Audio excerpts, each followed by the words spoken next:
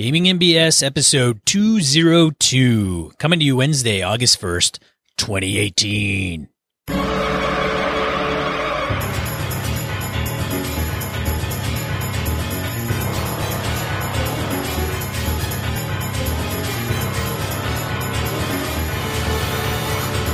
All right. Welcome to Gaming MBS, a tabletop RPG podcast. I'm one of your hosts, Sean. And I'm Brett. Welcome to the show. Welcome back, folks. Glad to have everybody on board. Sean, how the hell are you, man? I'm fantastic, Brett. This last weekend was actually here in south central Wisconsin was pretty freaking nice. Or southwestern Wisconsin where I'm at. It was pretty damn nice. A little fire pit action. I had my buddy Mike over with his wife outside drinking, sitting around a fire pit. Good times. I saw that. My father decided to have a little grill out where we were invited over to, of course. So he lives, 100 feet away. I was going to say across the parking lot at the condo. So your dad's a cool dude too. I met him when I was over there last time. He's a pretty cool dude. Yeah, he's pretty laid back. I tell people that if he were to ever have a joint, he'd probably be in a coma. Yeah, I think it'd be this bizarre laid-back singularity event, and the laid-back vibes that would roll off of that dude would knock mortal men out. That's what would happen. Anyway, so nice weekend for a change. Not overly hot, not crazy wet or anything. So let's see here. Announcement-wise, what do we got here? So Gamehole Con, we keep beating on that, folks. It's out there. Buy your badges. Event submission. You can pick events now. That's all out there if you've got your badges and stuff. I know the VIGs were, I don't remember if they're open for everybody else, but I'm seeing posts of people getting their goodies. So there's plenty of good event stuff going on. And of course, Evercon.org submissions are open there. We got some more dealers showing up for Evercon, so our dealer hall is starting to fill up nicely. Being that we're in January of every year, this is like our slow burn period. Everybody's like, oh yeah, that's coming. Our vendors, the people we talk to, oh, yeah, I'm going to come. About October, they go, oh, yeah, I'm totally showing up. It's just a slow burn as everybody gets ready for it. And I will be, in about when this thing drops on August 1st, there will be about a month and I'll be in QCC. So that'll be pretty cool, too. So, well, there you go. And the rest of our crew will end up going to Gen Con, apparently. I don't know. Oh, my God, yeah. You're not going to Gen Con. I am not. I was going to try to get there for one day, literally. I was going to drive down with Mr. Jason Hobbs from Hobbs and Friends of the OSR. I love that. It's a terrible intro. But it's... you do, I don't... That's horrible. That's so mean. But it's... not going to happen? Not going to happen, no. I don't think so. All right. I mean, it could happen last minute. I don't know. Maybe. I doubt it. No, I highly doubt that's not going to happen. No, that's a long, really boring car ride just to zip down there for a day. Like, I'd probably go down like ass crack of dawn, like 3 a.m. Oh God, 4 a.m. Get down there. It's 6 hours from wonderful Madison, Wisconsin, and then hang out for 2 hours. You can get back in time before you pass out from being tired. I would go there that day. That evening, and then come back the next day. Probably later. That's assuming somebody would let you crash in their place. Well, Mr. Hobbs has certain connections, Brett. That's true. It is the Jason Hobbs. So, yeah, that's true. That is very true. He knows people. He knows people who've got places. Yeah, we've got BSers out there that are going that may take their chances and see what it's like to have Sean sleep in their room. See what the year that Kelly's all about up front. There you go. You'd be up for an adventure. Oh, and thank you. Peter Skanes wrote in and gave me said it's about an hour in the wrong direction, but Leroy, New York houses a very quaint Jell-O museum. So I got to throw that one to the wife and see if she wants to take an hour drive to go see some Jell-O. I have a really weird. This is one of those things where I was looking at all the list of things that I've been given so far. I'm like, I can't say these in front of my kids because my 2 little kids are like, oh, that sounds great. It's just like, oh my God, it's mind-numbingly terrible. Yeah. But because they're 10 and 12, they'll think all this shit is fun. We need to get this info into their hands for sure. That's terrible. Why are you so mean? What happened to you? You wake up on the wrong side of the bed. Arg. All right, man. Shall we move on? Yeah, let's get to so no random encounter this week. Oh, nobody loves us anymore. Low turnout. So that's okay. I assume if no one writes in, we hit it so perfectly. There's nothing else to say. It's been said. That's the only logical answer. This is Brett's way of antagonizing you into writing into us. So it's probably one of two. It's either we hit it so perfectly, the last word, the final word, nothing more need be said, or it is so bad that people are frothing at the mouth just waiting for the medication to kick in so they can take the time to write us and tell us how horribly wrong we are. One of the two. Yeah. Or we pissed them off so much that they have abandoned us. Ooh. Yeah, I like that option. Yeah, let's erase that one from our minds. We won't think of that. So we're either perfect or we're so wrong it makes people insane. One of the two. That's right. All right. Well, I guess then, since there's nothing else to talk about, let's go right to the main topic, dude. All right, main topic.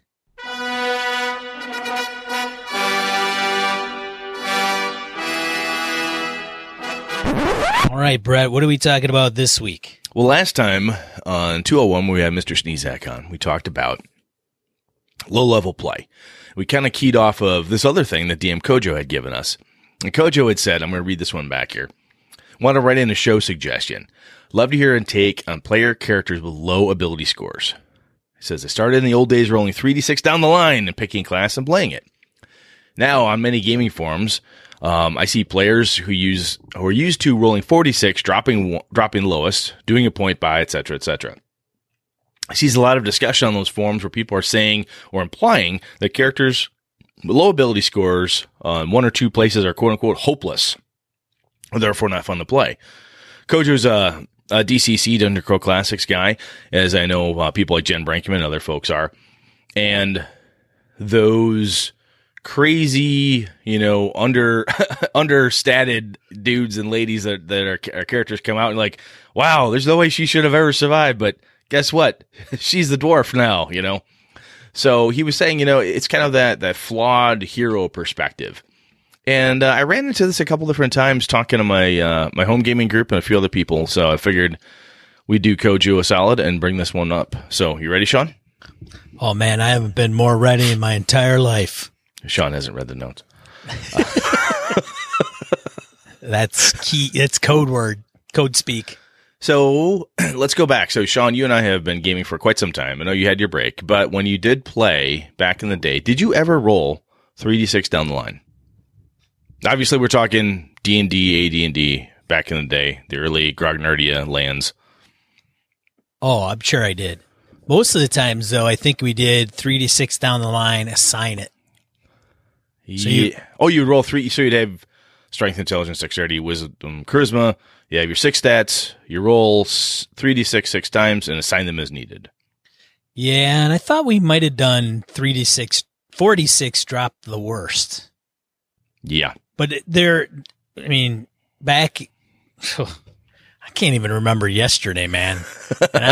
So I got to imagine that way back, we would have done the 3d6 in order. I distinctly remember doing that red box when I had that and I was running that. And for Middle-earth role-playing, we always roll. It was percentile stuff, but we always went right down the line. And I did a lot of 4d6, drop the lowest, and pick the best for every stat. And we usually, what we started doing in first ed, AD&D, was you kind of went down, strength, intelligence, we went down. And for whatever reason, it was always strength, intelligence, wisdom, dexterity, constitution, charisma, in that order. Yeah, I don't know why they changed it. I don't know why either, but that was like the order, and then it became at some point all the some character sheets would have all the physical skills up or attributes up top and so forth. But anywho, but we did a 4d6 for the longest time, and that was just how it was always done. We would actually have a DM every once in a while say, roll 4d6, drop the lowest, assign them as you needed, and you could actually do it twice. You could roll 12 times and have one set. You'd have one set of 6, another set of 6. You could pick the best set, which was basically the nicest way of saying optimize the character as much as you could. So you had to take the whole set, though. You couldn't take one. No, you couldn't mix and match, right? I gotcha. And then what would happen is you'd have that one set that was kind of cool, and somebody like, isn't there a rule for swapping points? So someone would whip through the Unearthed Arcana. Yes, you could go 2 for 1. All right, you could go 2 for 1. Fine. Dump stack Charisma. I take it down to a -1 because who fucking cares? And take that point and throw it into Dex because it got you to an 18 finally. Did you have a house rule of unplayable character? No, I've never had that. I've had people bitch and moan, right? We've had people complain. I've run Lamentation of Flame Princess for some folks and had people gripe and complain, these stats suck, oh, this is unplayable. And which I think is very funny to me in an OSR style game that has like no skills. Yeah, the stats, that's a good point. Like stats in the older school games growing up had less impact on your ability to survive and do things. Strength, obviously to hit stuff with, strength and dexterity to hit stuff, sneak around, constitution for hit points, intelligence, wisdom for bonus spells, but it was all around that type of, it wasn't like, well, I need a really good, my first edition AD&D fighter, if you grew up in a sailing community, just knew how to tie knots. Every once in a while you have to roll a dex check. And then we'd argue about how you rolled the dex check. Is it higher or lower? Is it this or is it that? And sometimes the DM would be like, look, you have a 10% chance. You just assign percentages or whatever. So it was often very random of how we anyway, back in the day would do it. But I guess getting to Kojo's point is I don't mind playing that character with a couple stats that aren't optimal. And I think the term optimal, means different things to different people, right? So when I see a character, if you have a game with that has attributes, and you're using your traditional D&D style, where you've got your +1, +2, +3, +4 type of thing. Usually, when I see somebody who will complain, is it like they have too many zeros or they have a -1. As soon as you get any stat that has a -1 bonus, people, not everybody, but some people will freak out like, oh my god, this character is flawed and whatnot. But I personally like playing flawed characters like that. That doesn't bother me. Like, look, he's not really good at wisdom. Okay. Yeah, whatever. But not everybody likes playing flawed characters. I know. Yeah, that's crap. Do you like that? Do you like flawed characters? If you had to roll down the line and you got it and you made your character, are you cool with that? Or would you be grumping the whole time inside? I'm cool with it as long as it doesn't have to do with my ability to survive completely. Okay. Explain further. Yeah. For example, if I know, Adventurers League, organized play, which we haven't covered. Many of you already know what that is, but you can pretty much guarantee that you are going to be involved with an encounter and there is going to be some type of combat. Oh, yeah. Yeah. It's inevitable. So if you know that, I could potentially play fighter knowing that that's always going to happen. But does the strength that I have going to that stat going to impact my ability to be effective? Or I don't know if that's such a good example, but no, I think where you're going is like if the adventure is all about combat-y stuff, and I choose to have a flawed fighter, which would be with a shitty strength, right? It's yes. core, his or her core ability, and I just happen to be role playing a character who strives to be fighter, but isn't really a good fighter at all. Mm-hmm.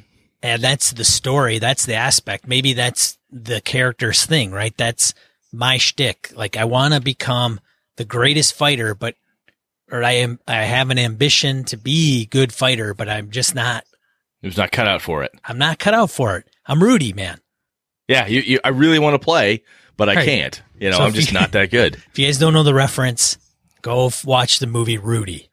It's a guy who played he was a walk-on at Notre Dame, and he played one game, not even one game, like 5 minutes or 2 minutes the whole time he was on the team. He just wasn't an athlete well enough to be on the starting team.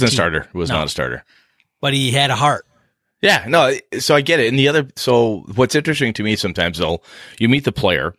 I was like, I'm totally cool with this. This is great. And the DM's like, oh, okay, neat. You've got a flawed character. You looks like she's going to have some troubles dealing with charisma stuff because, wow, she's a bard with a low charisma. Wow, there's a story there. That'll be kind of cool. We'll see how this goes. And the other players look at it and go, yeah, good on you. You've got a character and she's a flawed bard. We'll see how that goes. And then 2-3 sessions in, when that flaw bites the whole party in the ass, everybody looks at that player and says, you want to make a new character yet? I've seen that happen where it's all fun and games until someone loses some hit points, right?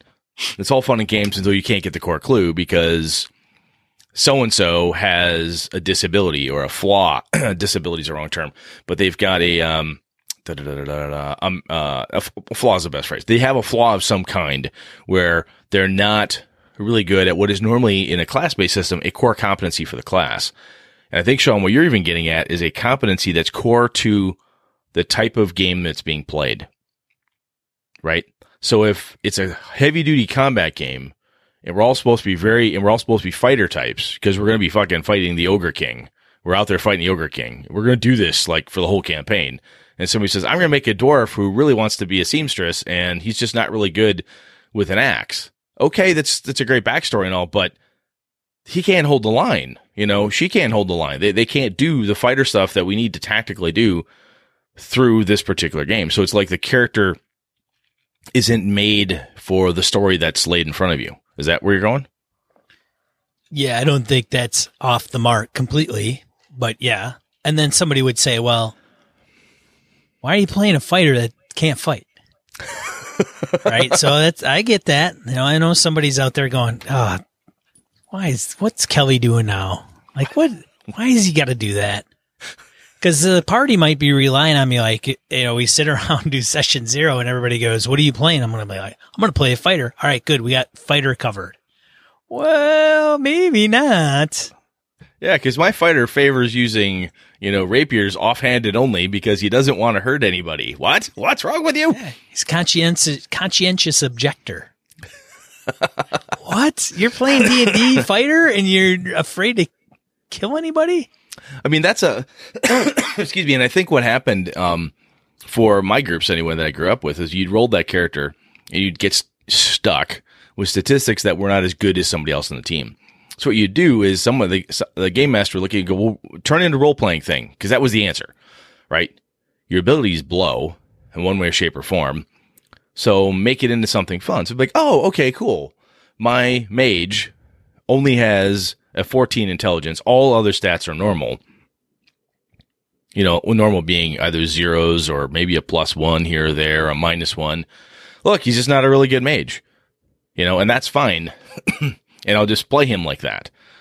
And then what happens then is that you're trying to take that suboptimal character who doesn't have the really kick-ass ability scores and then turn it into a role-playing event.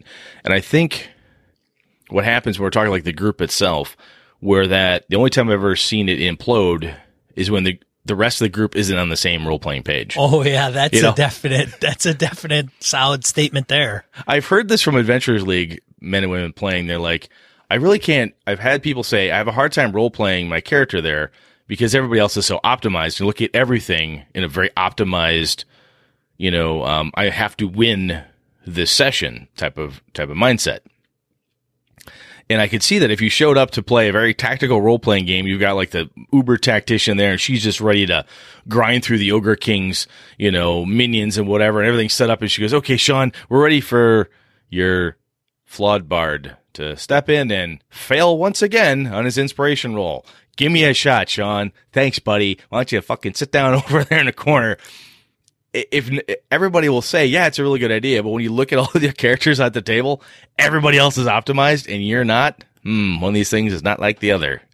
It doesn't always work out that way. People get cranky. People get cranky with you. Even if you're at peace with it and the game master is, sometimes I've seen other players get cranky with you. Yeah, it reminds me of a time when I was sitting at a blackjack table and you get somebody that sits to your right that doesn't know how to play. Oh, that's me. I'm a terrible gambler, and nobody likes me to gamble with him because I don't know shit. I told Hobbs this because he plays cards. So you should come play Hold'em. I'm like, you'd hate me. Why? I said, because I just play for fun. I don't play to win or like anything like that. He's like, oh yeah, I don't want to play with you. Like, I don't take it seriously. I don't fucking care. Well, blackjack's different because people will take hits when they're not supposed to, and that takes your card potentially. Oh, right? When you're not supposed to, because there's a rule or a law. There's a rule. There's a general rule on how to play that game. Unless you're Brett. Then you just do whatever the fuck you want, and no one else wants you at the table. Yeah. It's like taking a hit on 20. Like, what are you doing, dude? I don't know. There's a chance. Right. Like, wait, what? Why are you doing this? Yeah. Generally speaking, though, we've talked about this a little bit with other kind of games when we talk about low-level play versus I want to be very specialized in something. You know, characters that are kind of really badass right out of the gate. And even in Vampire had merits and flaws and whatever. Back in the day, I don't know what the newer edition will have in it, but I think there's something really cool about playing, doing a 3d6. It's challenging, right? If you do 3d6 down the line for your D&D game and you end up with a suboptimal character, whatever optimal means, and that's okay. If everybody's on the same playing field, I think the key is to do like the DCC crew does and just get in it and say, I'm going to play. I'm going to try it. And really get into it. And that's one of the things that Dungeon Crawl Classics does really well. We talked about this during the low-level play last episode, was Goodman tells you repeatedly, like, dude, try this. It's fun. No, seriously, put your heart into it. Give it a shot. It's fun. And I think the preconceived notion that if you don't have at least a +4, a +3, and a +2 in your character stats, it's just no good. I can't even play this character. Especially at a game like D&D, at a certain point, there's so many other bonuses and things you can get that +1 isn't all that big a deal. In certain versions of it, it wasn't that big a deal. Brett, I think you need to leave the podcast, buddy. I can't even believe I'm hearing the words that are coming out of his mouth. A +1's not a big deal. So seriously, do you like playing? Well, I think the thing with DCC is that a lot of those attributes don't weigh in as heavily as some of the games that do. You can spend those attributes almost like for all sorts of shit, though. Well, I think that when if you have a crappy luck, good luck. You need that one. You can spend luck. Wizards can spend other stat points to burn things and do crazy ass shit. Right. Bad stats, you'll end up bleeding yourself to death. Yeah, but I don't even strength isn't a huge deal in that game. Other than the plus to hit and all. I mean, there is an advantage, but it's not the same as if you were playing Pathfinder. I don't think it's. I think they're a little bit different. Where if Pathfinder you don't have that, you're kind of like because everything trickles down, right? Okay. I think everything trickles down. Everything kind of if you're intelligent, then you in your particular class, then you get those bonuses that carry over into fortitude, will, reflex, skills. So it's a very waterfall type character, type of generation where I think it's been a little while since I played DCC, but I don't think a lot of those, you get fixed reflex, fixed will, and fixed fortitude. Yeah, I mean, it's kind of based on the character class. Yeah, so if you go back to Redbox or BX or whatever, you have your saving throws are your saving throws based on character level. Like you're saying, right? There's certain things that are just fixed. They change as however they happen. And yeah, I mean, if you ended up with a fighter with a 10 strength, he was just a fighter with 10. He didn't get a big bonus to hit, but whatever. It wasn't the end of the world. Right, and I don't think it handicaps the character as much as it does in some other games. I think you still get a modifier, right? If you have a whatever strength, you still get the modifier, and then you add that. See, I don't know if that adds to. I think what you're talking about, the handicap thing, that brings to me in your OSR style game, where you describe versus roll a thing, right? It's narrative positioning one way or another. You're saying, look, I'm going to roll the marbles down the hall. I'm going to do this and do that. And you're doing things to play smart as your character, or doing things to play stupid as your character because your character has like a 2 intelligence or something crazy. But I think that what Kojo's getting at is some of those non-optimal characters, the characters that have perhaps an obvious limitation because they don't have a great constitution, they don't have a great intelligence, they're still a lot of fun because of the role-playing opportunity. that it brings with it. And I know it's cliche to say that, like, look, role play with that. Take that and make it a thing, because not everybody is fucking Clark Kent Superman, right? You could be something a little bit less than that. That's okay. You don't have to be Batman, you know? And I think it's often said, and people are like, yeah, it totally is. And we'll all go, oh, of course, it's a great role-playing opportunity. Who would do a great role-playing opportunity? But I think when the rubber meets the road, in a lot of gamers' heart of hearts, they're kind of like, yeah, I really hate this character because he's got, like, no bonuses. You know, Sean rolled really good. He's got a +4 to hit. I only have a +1, right? You can see it. I've seen it at the table where people get grumpy because somebody has a better character than them.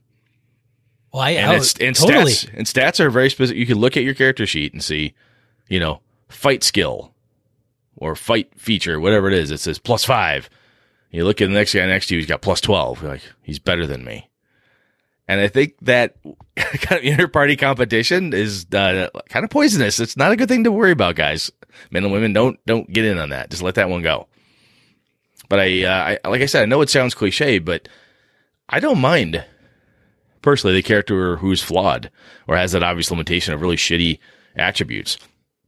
And part of the reason for me is because I don't give a fuck if the character dies. Yeah, you know, but I don't know. I play the character and he dies after 5 sessions. Like, oh well, next, make a new one. I don't know if I think we may be the minority though, Brett. Yeah, I think you're right. Well, we might be. Thank you. Even if it is 49-51. I don't know. No, I think, I think that's possibly true. I mean, when I watch my 2 kids play, my 2 little kids, they like having really kick-ass stats.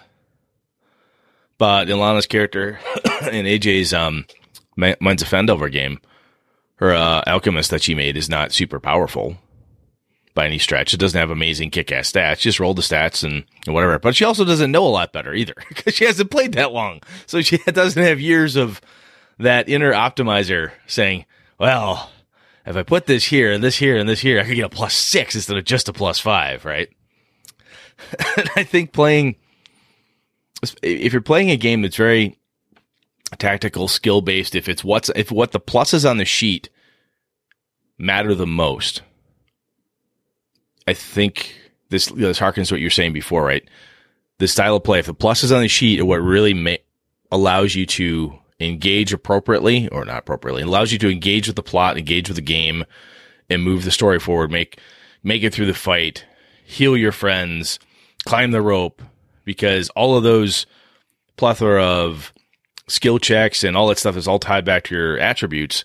If that is the only way to get at the game mechanically, then yeah, I could see where people would be like, no, I don't want to play 3d6 down the line and have a complete wuss-ass Pathfinder character or D&D 3.0 character or whatever have you, because all their skills that are connected to this thing will suck. And I need that climbing skill because we're going in a dungeon. I need that fighting ability. But if you're playing a game that allows for more narrative positioning and has that intrinsically involved in it, which I think OSR games tend to have, at least spiritually, that's kind of where they're from. And I think that gives you better license, in my opinion, to not have to worry about that flawed character as much. Maybe that's just me talking out of my ass. I don't know. What do you think, Sean? Staring at me like you don't know what I'm talking about. I'm looking at the DCC quick start guide and trying to see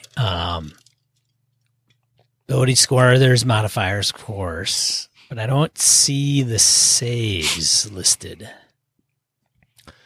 Have you ever do you do point buys? Just drop the whole die rolling thing altogether?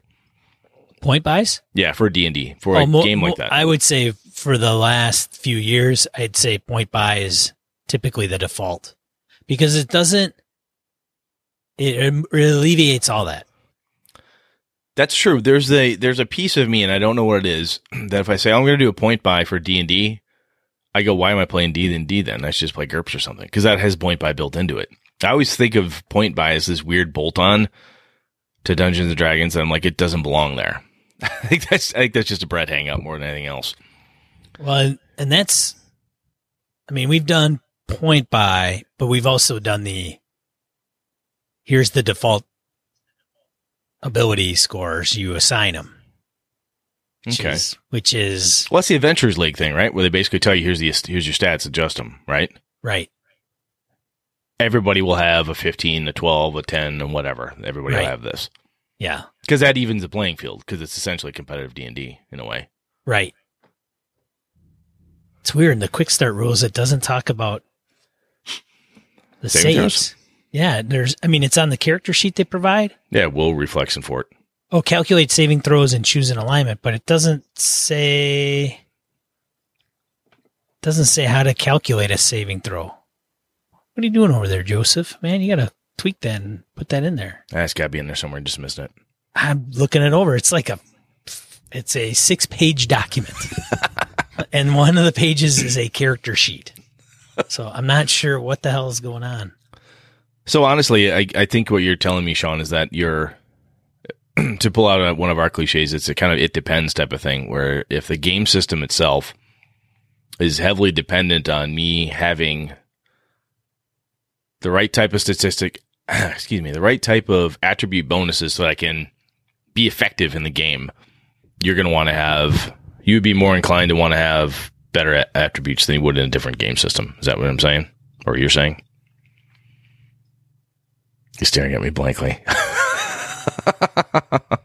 Okay, let me sum that up to make sure I can understand that correctly. All right. That I am only concerned with attribute scores if the game depends on them being good. Yes, if it's key for you to yes. have a modicum of success. Yes, I would say yes. That would be accurate. So it's yes. Okay, no, that makes sense.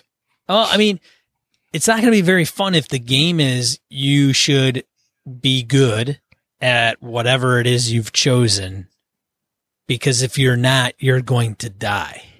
Well, it'd be like playing Knights Black Agents, and the whole game concept is Jason Bourne punching vampires in the face. I want to play a librarian with really shitty physical stats who doesn't know how to be a spy and can't do, and you're like, no, that's not what the game's about. So the game is built specifically to build Jason Bourne punch vampires in the face characters. But I don't want to carry a gun.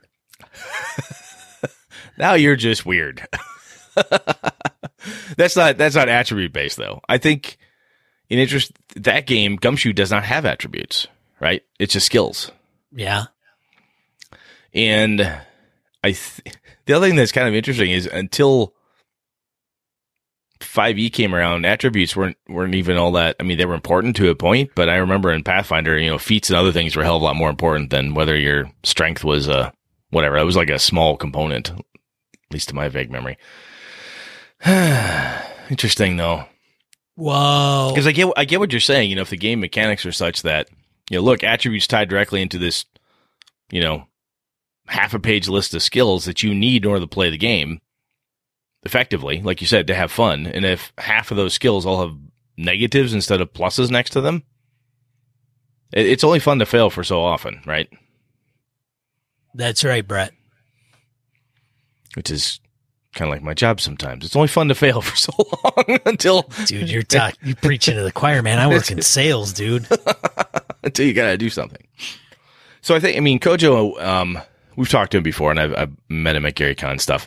I think in like DCC and again, those OSR style games, and games that don't have attributes or where the attributes aren't the key component to interacting with the rest of the world, like other game systems may have, I think that totally makes sense. What's funky about a D&D game is that it's a toolbox, right? Where it can be used for tons and tons of different things. If everybody at the table said, look, we have a bunch of flawed characters, so yeah, we're going to try to play Sean's, fight the Ogre King, but we're all a bunch of shitty characters with hardly any stats, and let's see what we can do. And nobody minds dying. Okay, that's fine. It's a one shot. It's a one shot. Line up for a one shot, ladies and gentlemen. Well, I think that's it goes back to like the session zero and expectations component we and other people have talked about before too, right? Like, look, if you're doing it and you make that character who's a monk who doesn't have a great dexterity, he's kind of okay constitution, his wisdom isn't all that high, but you really like the idea of the monk, blah, blah, blah. And if everybody else in the group has super optimized characters and you're the only person there who doesn't, you might want to think about whether the other players are going to have fun, and by dint of that, whether you will have fun. Because having fun failing, which is what, essentially what it is with a limitation, you're like, shit, I'm no good at Dex, I fell off the ladder. It happens. If you don't mind that stuff, it can be a rollicking good time to watch your character fuck up and not do stuff. But if the rest of the party of, 4 or 5 other players are looking at you like, dude, I am so sick of dragging your moronical halfling, quote unquote, monk everywhere because he can't do anything. He's so ineffective. Yeah, but he's here for the laughs. At some point, someone's going to shiv him while he's sleeping, Yeah, I drive Doc crazy every once in a while because I'll choose a feat in the game that does absolutely nothing for optimizing my character in the right direction. But that's the type of play the game he's building and what everybody else is doing, he wants that style of play. That's what I'm saying. If we sat down and I said, look, roll 3d6 down the line, like I did with my home group, when we first did that, Zabe said, God, this character sucks. 3d6 down the line, this fucking alpha is like, no stats, this blows. I'm like, dude, it's an OSR game. This is how you play it. Remember that? He goes, oh yeah, okay, I'll try it. He had a hell of a good time. He got into it. And despite the fact he had like 2 minuses for his attribute bonus, it didn't matter because the adventure itself was built around the fact that every one of them had flawed components of it. And I made it so that the adventure and the different things they're poking into and some of the combats that we're in, it wasn't go fight the Ogre King of Dragonbone Mountain. It was, figure out what's going on in town. So the adventure was set up so that even if they had flawed characters with obvious limitations, it was okay. They could still get plenty of cool shit done and still interact effectively in the game world and not feel like, well, once again, my really crappy wisdom and my really shitty wisdom save caused me to be the only one in the whole group that doesn't get to partake in the fight because I got knocked out again or whatever. You with me? I'm with you. All right. You should create a home rule about unplayable characters and what that looks like. I wonder, I should have that discussion with my home group one time and say, what do you guys think is an unplayable character? I'd probably get a beer kick back and let them talk for a couple hours. Because it's like a bad euchre hand, right? No ace, no face, no trump. I don't play euchre, dude. Sheep's head. I don't even know how. You don't know how to play sheep's head? No, someone tried to teach me once. Card games bore the shit out of me, so don't bother. I don't know how to play pinochle either. Well, pinochle I don't think is necessarily Midwest. No, my parents played pinochle a lot. Sheep's head is... They played a lot of that too. Man. Anyhow, point is... I don't even know this guy. I think an unplayable character we talk like... He disappoints me more and more the more I know him. 202 episodes later, I'm so sick of his shit. Still finding out crappy stuff about Brett. Stuff. He's like everything. That's the thing. I meet Brett. He's a gamer. He game masters. He's got to be a good guy. It's got to be good. We share some commonalities. He's local. And then as time goes on, I learn more and more about him. And I'm like, I don't know if I like this guy anymore. Come on, man. We've been together for years now. Come on. That's true. We've been through some stuff. We can do this. Come on. Well, bring it in, Hug Time. Bring it in. Maybe you don't have those abilities I've been wanting your character to have. Ooh. Yeah, you're like, look, dude, I've entered us in a sheep's head tournament, you jackass, and you're telling me now you don't know how to play. You have Really? You have a -2 in sheep's head? Oh, Jesus Christ. What the hell? Now you're telling me? Well, this is awesome. That's great. Great. Wonderful. This is going to go super well. The other thing, I think kind of maybe at the core of all this, one of the things that when Kojo says, hopeless or not fun to play, I think not only on a player by player basis, what is a hopeless character to you is different than it may be to me. And that conversation could easily flip, or we could be on the same side of that coin, depending on the game system, as Sean says. So when Kojo is talking about like DCC, I think if you're playing DCC, for God's sakes, get in the spirit of that game, people. This is part of what the game is about.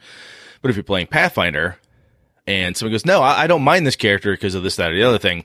Again, it's that kind of session zero component. I have had people when I've run very tactical D&D style games where we've said, we were told we're going into this thing. It is a complete and utter dungeon crawl. And what you're telling me is you're going to play a druid who's claustrophobic.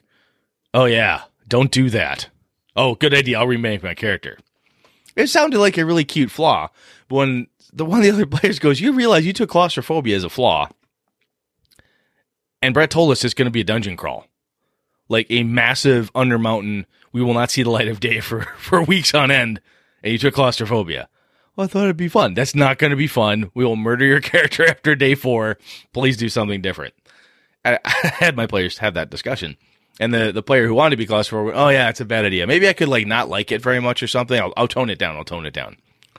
So then it became oh God, I hate being underground. Occasional role-playing whining because the character didn't like it. That was something everybody kind of enjoyed because it was, that character being that character, as opposed to absolute panic, I need a doctor level of claustrophobia that they originally thought would be fun, which would have been a terrible idea. So anyway, what is hopeless to one player is not always hopeless to the other. And I think it does indeed vary by system. So in a classic Sean move, I think it does depend. And I think it's definitely worth, between the players and Game Master, if you don't have, and what you just said to me, Sean, is ringing a bell. I mean, I've been with these guys I game with for 20 plus years. So I think we don't have a standing rule as to what a hopeless character is because we kind of police that. We just know what doesn't work. But if I'm going to run a game again, like if I take the Midderland stuff, which we got from Glenn Seal, and said, hey, I want to run a game, it would probably be worth it to say, look, I'm going to use Swords and Wizardry.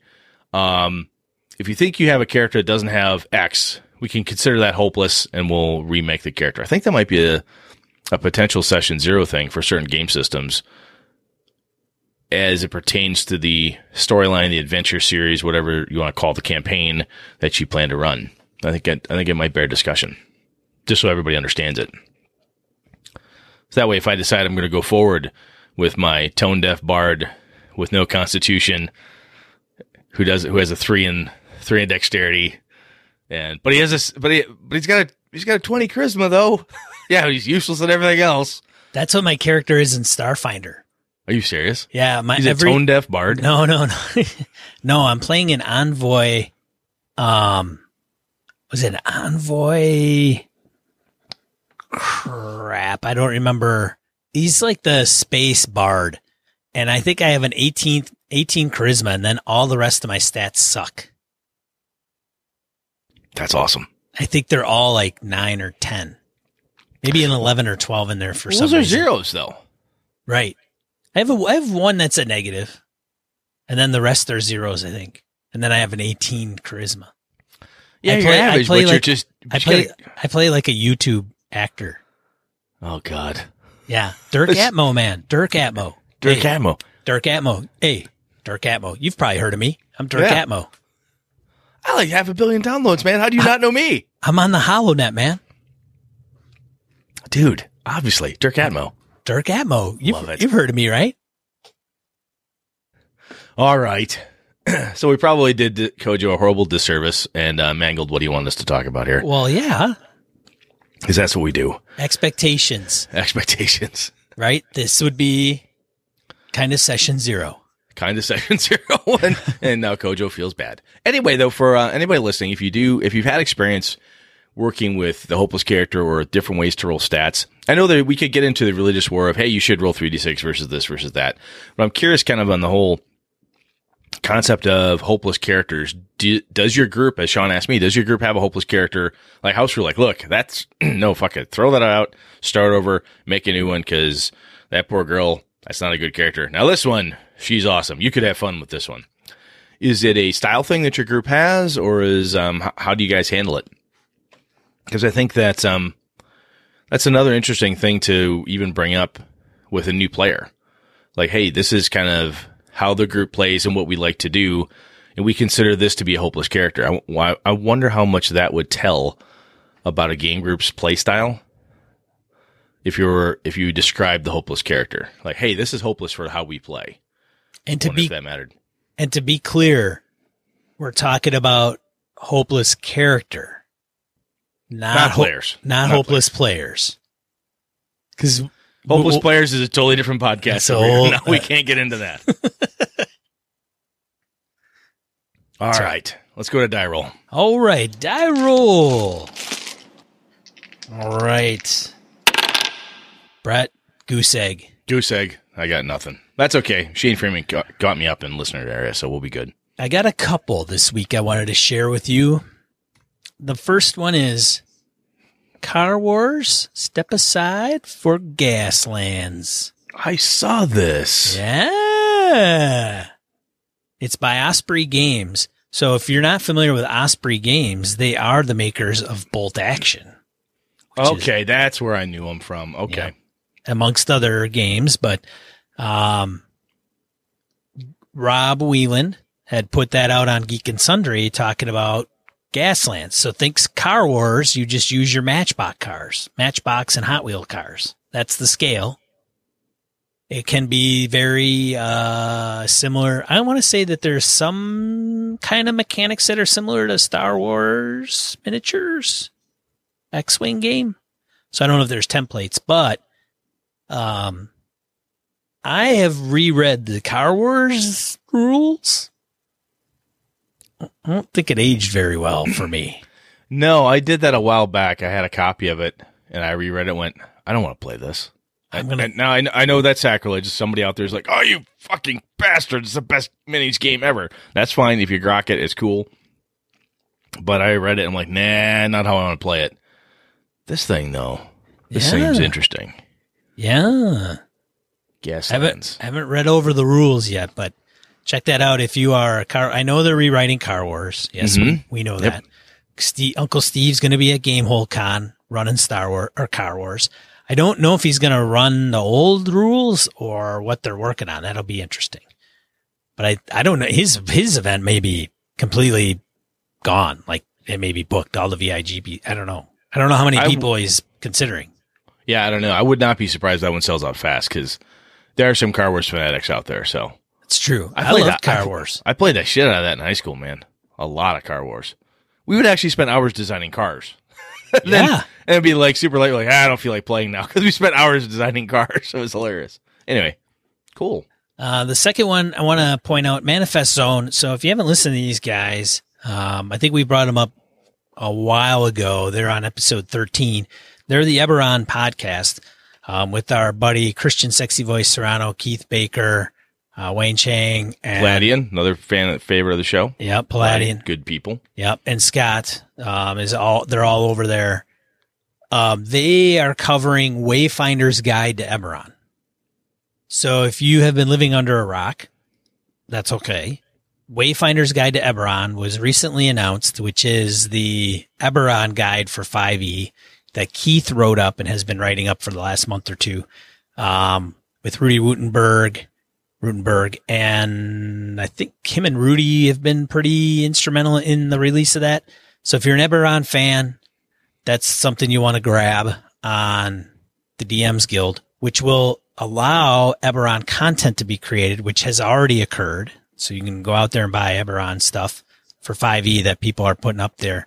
But they go over some of the details that Keith wrote in the Wayfinder's Guide to Eberron. Yeah, the PDF right now is at $20 DMs Guild. I bought my copy. I'm an Eberron fan. Yeah, I'm an Eberron fan. The only thing that I'm disappointed in was that there isn't any classes in it. So it's not a huge deal because there's only really, maybe besides the Artificer, I'm trying to think of any other classes that should have been in there. And I know they released that as a Unearthed Arcana article. Okay. But anyways, if you are an Eberron fan and you're wondering if you should buy the Wayfinder's Guide, do it, because I think by doing that, you'll also send a message to Wizards that says, hey, I want to see more Eberron stuff, and hopefully they'll come out with a full campaign setting down the road. We'll see. Yeah, speaking of other books, there's Encounters in Sharn is out there on the DMs Guild. I'm just kind of poking around a little bit. There's some nice stuff. So very cool. That's really good to see. Yeah. So check that out. And then we had Shane Freeman has an article by Brett Tingley. Egypt will open the giant black mystery sarcophagus despite warnings. I had this post up a while back, and I love the fact that this giant black mystery sarcophagus that they found. I'm like, oh, that's kind of neat. I had it up in die roll a while back, but it keeps coming back. I think Cthulhu put it up there again. I know, Kevin. It keeps coming back though. Everybody they're really gonna do it. I swear to God, they're gonna do it. So I'm kind of hoping for some horrible earth-shaking event to happen, just to spice things up or something. I don't know, but I love it. It was good. This is a good article too. Thank you, Shane. Yeah, thanks, Shane. All right.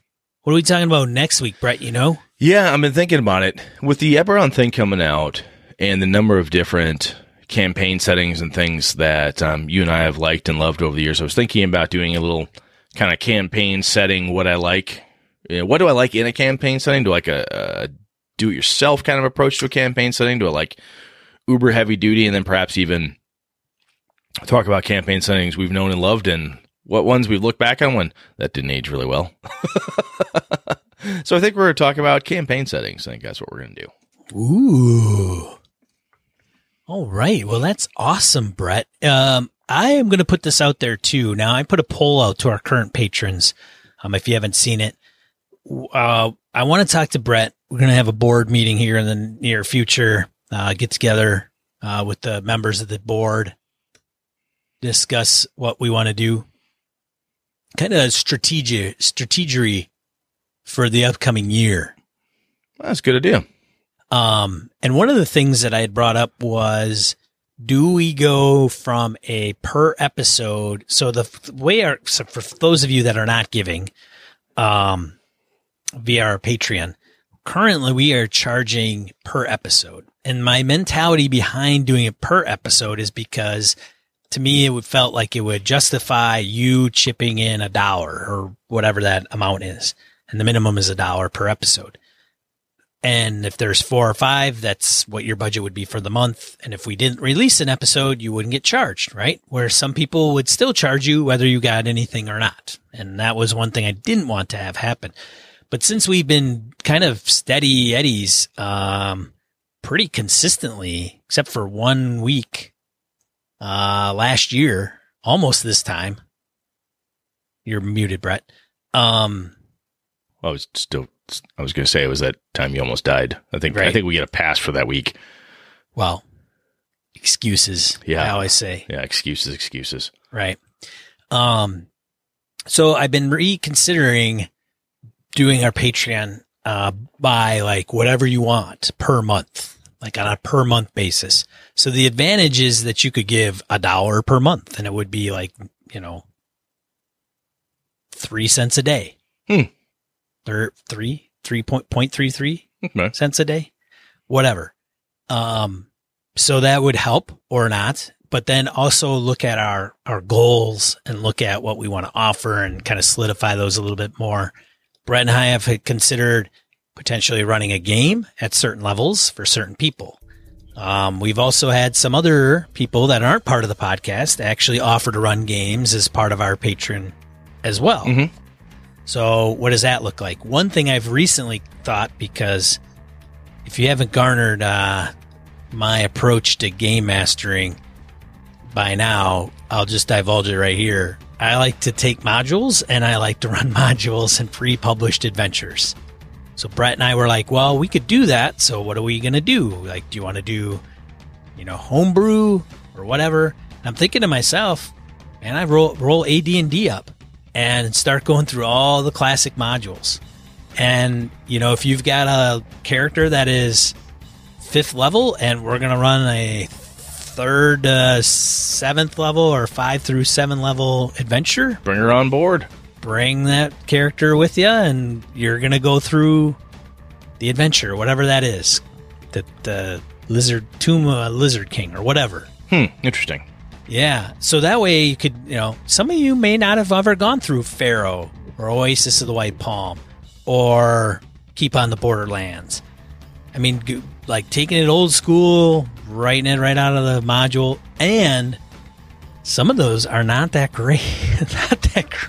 Like, I can't believe we played those. No, you look back on it now, and this is another potential topic too, is granted, tastes have changed over the years, but the level of sophistication, the level of what people are expecting out of an adventure now, a published anything, is so far and above. And I think that's one of the reasons why I want to talk about campaigns next week is what we used to expect or tolerate or put up with or we would accept, we'd say accept, saying, yeah, I'll accept that. And that's good enough for me to get going. Is way different now, I think, than it was back in the day. So it's kind of, I think that's interesting. Yeah. Anywho. Yeah, so that's things that are bouncing around at Gaming and BS. All right, man. Stay tuned till we complete that board meeting and release the notes to our stockholders, investors. Yeah, be on the call. The investors call. The investors call. Quarterly investors call. Yeah. All right. Well, we better get going. I'm Sean. And I'm Brett. Good night and good game and all. This has been a Litterbox Studio production.